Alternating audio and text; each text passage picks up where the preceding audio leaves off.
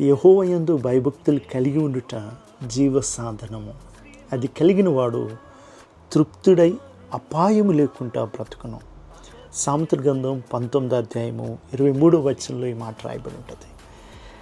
ఇంగ్లీష్లో passion translation ఇటు విధంగా ఉంటుంది: abundant life, continual protection and complete satisfaction.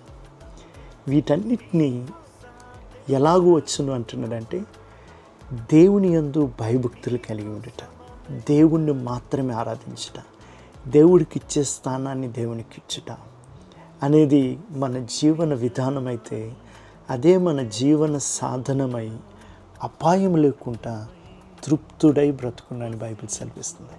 కాబట్టి దేవుణ్ణి ఆరాధించడం గాక, ఒక మంచి ఆరాధకులుగా ఆయనకి చెందవలసిన మహిమను, ఆయనకు ఇవ్వాల్సిన సమయమును, ఆయనకి ఇవ్వాల్సిన స్థానాన్ని మనం ఎల్లప్పుడూ ఇచ్చి వీటన్నిటి గుండా మనం నడుచుదాం గాక. ఆమేన్.